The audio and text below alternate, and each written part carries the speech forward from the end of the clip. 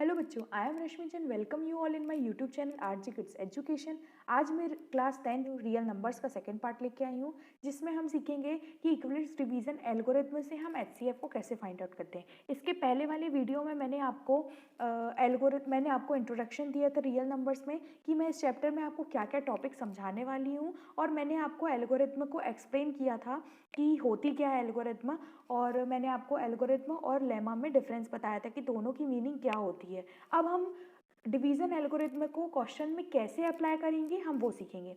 तो सबसे पहले आपको क्या करना है, एचसीएफ निकालना है। एचसीएफ मतलब क्या होता है कि हाईएस्ट कॉमन फैक्टर निकालना है आपको। हाईएस्ट कॉमन फैक्टर का मतलब है कि कोई भी दो नंबर दिए हैं, जैसे कि ये है, ऐसा हमको कौन सा नंबर निकालना है जो इसका भी फैक्टर हो और इसका भी फैक्टर हो। हाईएस्ट, स्मॉलेस्ट नहीं, हाईएस्ट मतलब सबसे बड़ा नंबर, बड़े से बड़ा नंबर आपको निकालना है, मतलब इसको भी डिवाइड कर दे और इसको भी डिवाइड कर दे। ठीक है, अब आपको क्या करना है, सबसे पहले दो नंबर आपको गिवन है, आपको सबसे पहले ये देखना है कि ग्रेटर नंबर कौन सा है, ये ग्रेटर है कि ये ग्रेटर है। तो ऑफकोर्स सी बात है, आपको ये दिख रहा है 5 डिजिट नंबर है, 3 डिजिट नंबर से आपका क्या होता है, ग्रेटर होता है।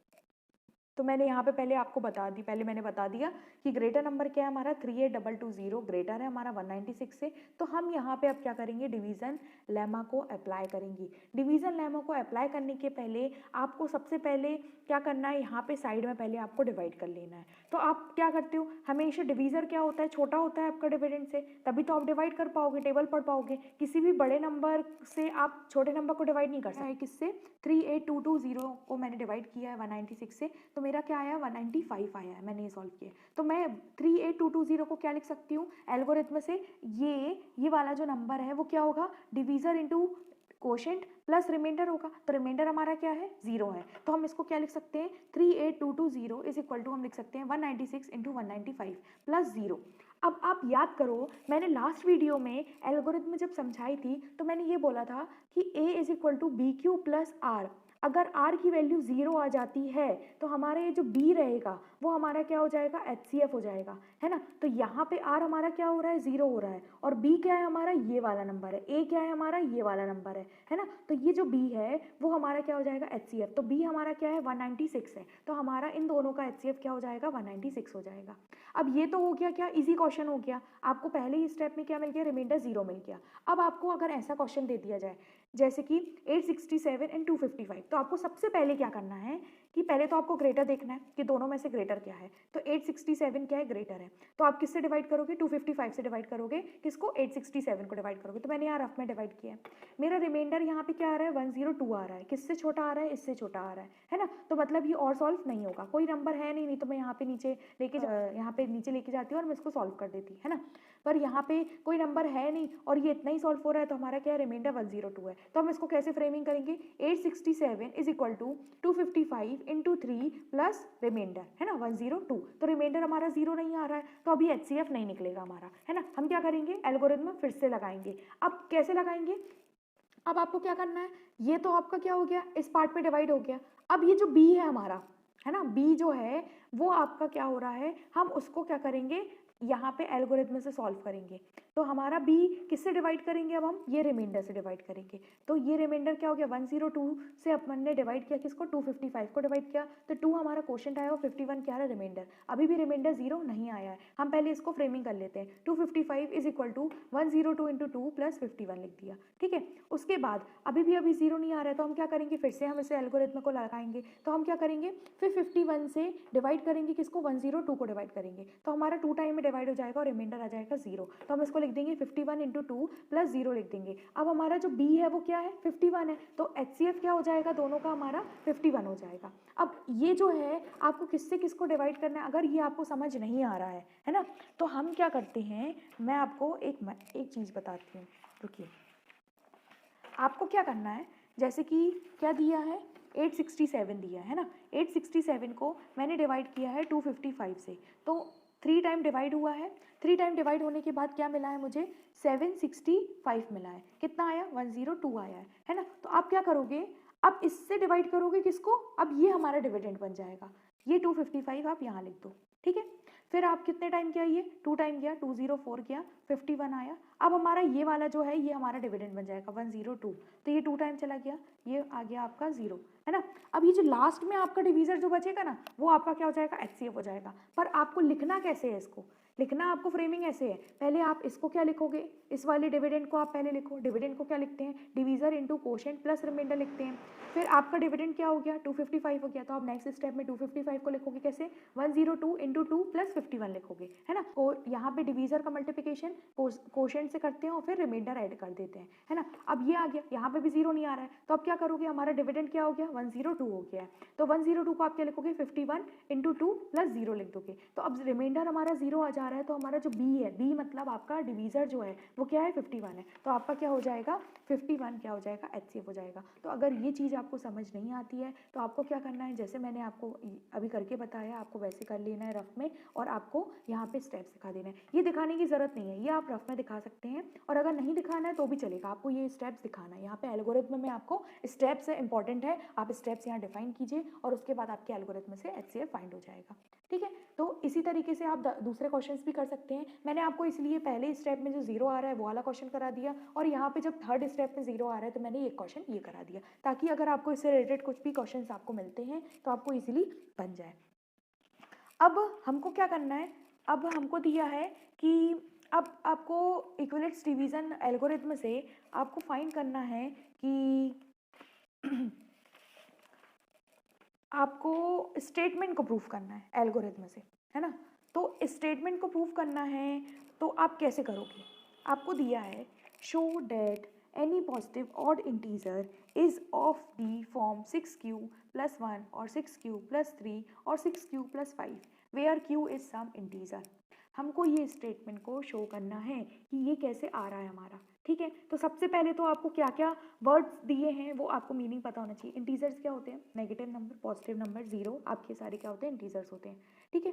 फिर ऑड नंबर्स क्या होते हैं, जो 2 से डिविजिबल नहीं होते हैं, मतलब जैसे 1 हो गया, 3 हो गया, 5 हो गया, 7 हो गया, 9 हो गया, 11 हो गया, जो टू के मल्टीपल नहीं होते हैं वो क्या होते हैं, ऑड नंबर होते हैं। और पॉजिटिव का मतलब क्या है कि सारे आपको पॉजिटिव लेना है और ऑड होने चाहिए और साथ में इंटीजर होने चाहिए, ठीक है। अब वो सारे जो पॉजिटिव ऑड इंटीजर्स होते हैं वो इन फॉर्म पे पाए जाते हैं, आपको ये बताना है, ठीक है, यहाँ पे शो करना है। तो सबसे पहले क्यू आपका क्या होता है, कोशेंट होता है ना। कोशेंट का मल्टीप्लिकेशन आप किससे करते हो, डिवीजर से करते हो। अभी मैंने बताया था, जैसे ये ए है, ये बी है, ये क्यू आएगा, यहाँ पे आर आएगा, तो आप क्या करते हो, बी क्यू का मल्टीप्लिकेशन करते हो प्लस आर लिखते हो, है ना। तो यहाँ पे देखो, आप इस चीज़ को आप इससे रिलेट करो, यहाँ पे प्लस करके कुछ दिया है, प्लस करके कुछ दिया है, मतलब ये क्या है, आर की वैल्यू दी है, 1 3 5 ये क्या दी है, आर की वैल्यू दी है, ठीक है।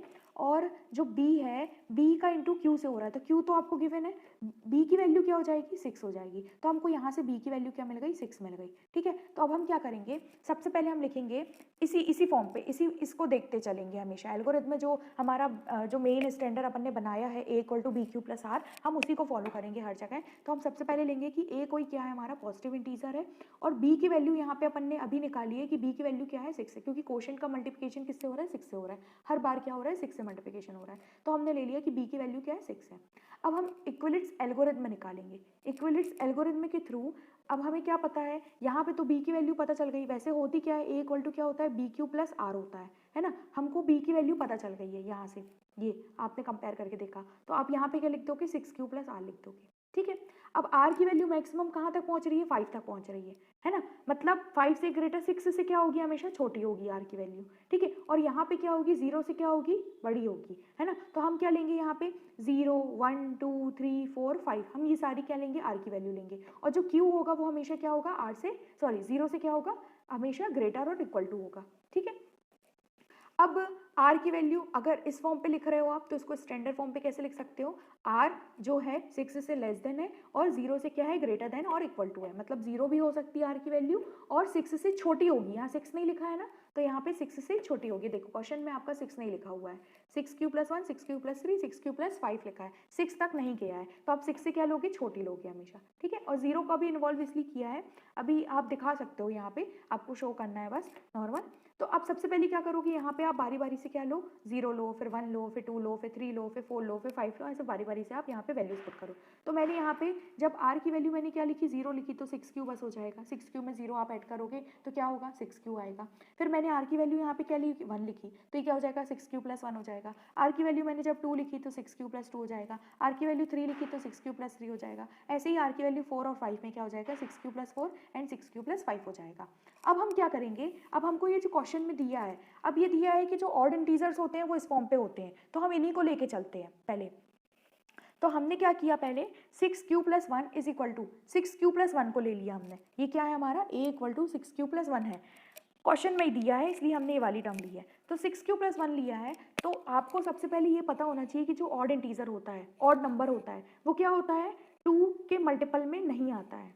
ठीक है, तो क्या होता है कि किसी भी चीज़ को अगर आपको प्रूफ करना है ना, तो पहले आप ये बोल दो कि जो नेगेटिव चीज़ है, आप अगर आपको पता है कि जैसे कि ऑड नंबर है ना, मैं यहाँ पे बताती हूँ, ऑड नंबर है, तो अगर वो इवन नंबर नहीं है तो वो क्या हो जाएगा, ऑड नंबर हो जाएगा। और इवन नंबर की आपको कंडीशन पता है कि 2 से मल्टीपल होता है तो इवन नंबर होता है ना। पर अगर 2 के मल्टीपल नहीं हो, 2 से डिवाइड ना हो, तो वो क्या हो जाएगा, ऑड हो जाएगा। तो हम यहाँ पे भी यही चीज़ फॉलो करेंगे। आप क्या करोगे, यहाँ पे आप ये बताओगे कि 2 से डिविजिबल नहीं हो रहा है, ये 2 से डिविजिबल नहीं होगा तो क्या हो जाएगा, ऑड नंबर हो जाएगा। तो आप इसको क्या करोगे, 2 के मल्टीपल फॉर्म पे पहले फ्रेम करो, और उसके बाद यहाँ पे है ना हमेशा +1 के फॉर्म पे लेके आओ। क्योंकि आप क्या करते हो, जब भी ऑड नंबर, जब भी इवन नंबर, जैसे 2 हो गया, 4 हो गया, 6 हो गया, 8 हो गया, 0 हो गया, इसमें जब भी आप 1 ऐड करते हो, है ना, क्या करते हो, 1 ऐड करते हो, तो यहाँ क्या आएगा, 1, ये आएगा 3, ये आएगा 5, ये आएगा 7 और ये आएगा 9। ये सारे क्या आ रहे हैं, ऑड नंबर्स आ रहे हैं। तो आपको क्या करना है, इसको हमेशा +1 के फॉर्म पे ब्रेक करना है। ठीक है, जो लास्ट वाला नंबर है वो +1 के,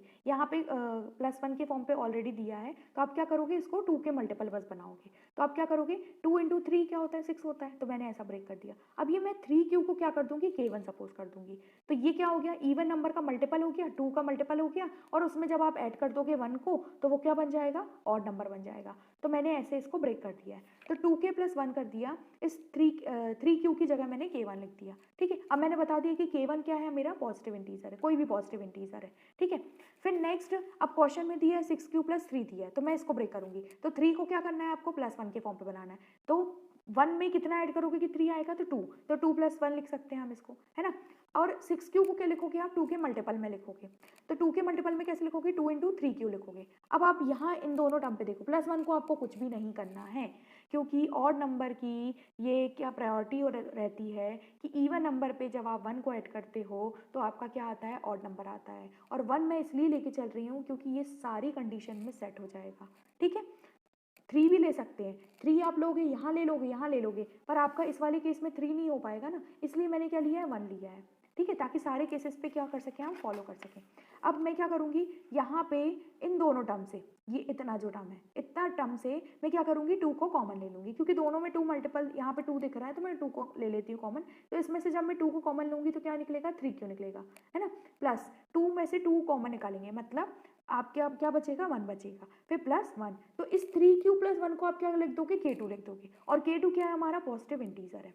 फिर नेक्स्ट आप क्या करोगे, 5 को फिर आप क्या करोगे, +1 के फॉर्म पे लिखोगे, तो 4 + 1 लिखा, और 1 को छोड़ के जितनी टर्म है उनमें से आप क्या कर लोगे, 2 को कॉमन निकाल लोगे, तो 3q + 2 हो जाएगा। और ये हम लिख देंगे, इसको क्या लिख देंगे, k3 लिख देंगे, जहाँ पे k3 क्या है, पॉजिटिव इंटीजर है। अब सारे जितने भी हैं, देखो ये वाला 2k + 1, 2k1 + 1, फिर यहाँ पे क्या आ रहा है, 2k2 + 1 आ रहा है, फिर यहाँ पे क्या आ रहा है, k3 + 1 आ रहा है। तो आप इसको क्या लिख सकते हो कि सारे जो आपके ये जो क्वेश्चंस में दिए थे, आपके 6q + 1, 6q + 3, 6q + 5 जो दिया था, वो किस फॉर्म पे अरेंज हो जा रहा है, 2k + 1 के फॉर्म पे हो जा रहा है। और 2k + 1 क्या होता है, आपका 2 से डिविजिबल नहीं होगा, एग्जैक्टली 2 से डिविजिबल नहीं होगा, क्योंकि आप क्या कर रहे हो, 1 को ऐड कर दे रहे हो, तो ऑड नंबर बन जा रहा है। ठीक है, तो ये जब डिविजिबल नहीं है तो आपने इन 3 नंबर को क्या किया है, इस फॉर्म पे बनाया है। देखो 2k2 + 1, 2k3 + 1 और 2k + 1, है ना, k1 + 1। तो ये सारी क्या है, 2k + 1 के फॉर्म पे है, तो ये क्या होंगे, 2 से डिविजिबल नहीं होगा।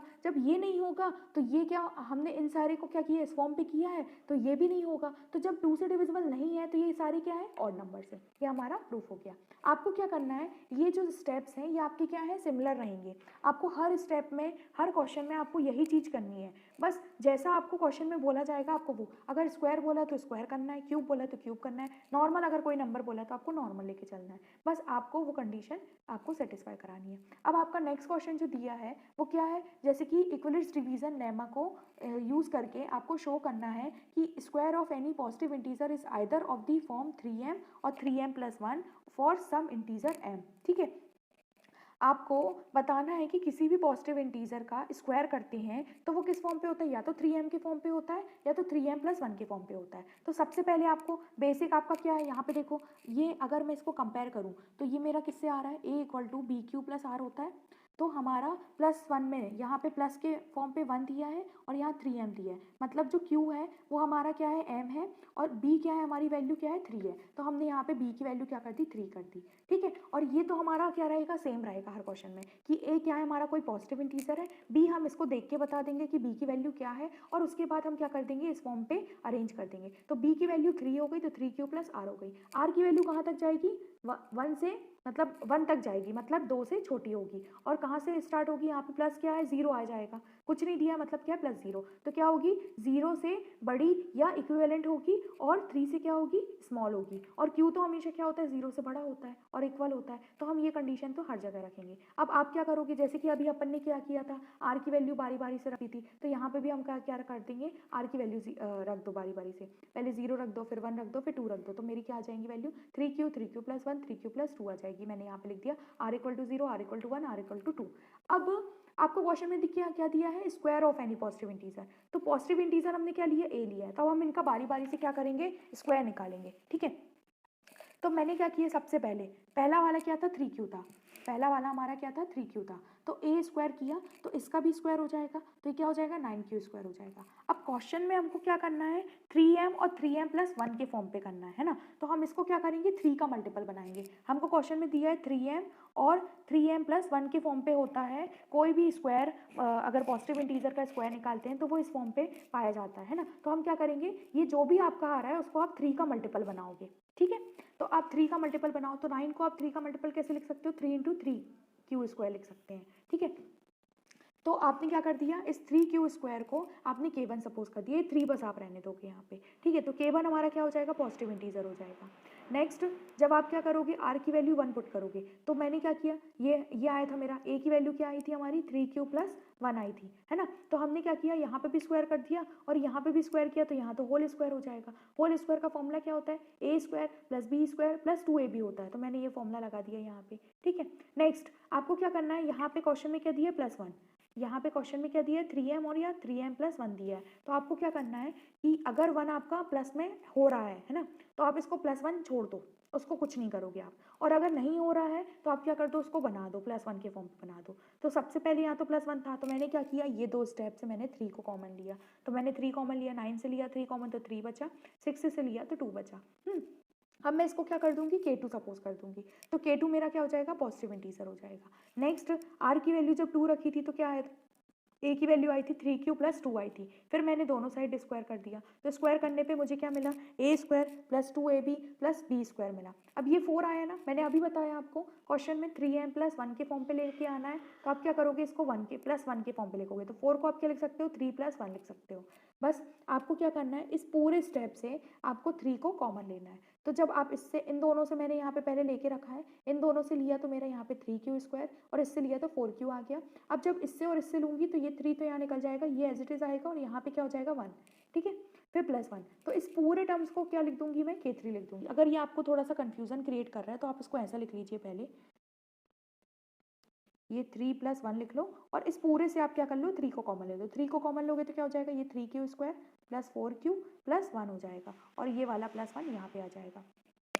तो ये क्या हो जाएगा, k3 हो जाएगा। अब k3 क्या है, हमारा पॉजिटिव इंटीजर है। अब आप यहाँ देखो, या तो 3k1 आ रहा था, या तो 3k2+1 और 3k3+1 के फॉर्म पे आ रहा है ना। तो हम क्या लिख सकते हैं कि k1 k2 k3 जो है पॉजिटिव इंटीजर हैं, जिनको हम क्या लिख सकते हैं, 3m और 3m+1 के फॉर्म पे लिख सकते हैं। मतलब जो स्क्वायर्स होते हैं पॉजिटिव इंटीजर के, उनको हम 3m और 3m+1 के फॉर्म पे लिख सकते हैं। ऐसे ही आपको क्या करना है, क्यूब वाला करना है। यहाँ आप क्यूब का फॉर्मूला लगाओ। आपको बोला है कि जिस भी फॉर्म पे बोला है, अगर आपको बोला है 9m+1 और 9m+8 के फॉर्म पे है, तो आप 9 को कॉमन ले लो और आपको क्या करना है लास्ट में, फिर आपको वो नंबर्स को यहाँ पे छोड़ देना है ताकि आपको क्या हो जाए, वैसे ही आपका फ्रेम हो जाए। तो आप क्यूब वाला करके देखिए। अगर आपको नहीं समझ में आता तो आप मुझे कमेंट बॉक्स में कमेंट कर सकते हैं, तो मैं आपको एक्सप्लेन कर दूँगी। होप आपको मेरा वीडियो पसंद आया होगा। तो प्लीज़ मेरे वीडियोस को लाइक करते रहिए, शेयर करते रहिए एंड मेरे यूट्यूब चैनल को सब्सक्राइब करना ना भूलिए। Thank you so much.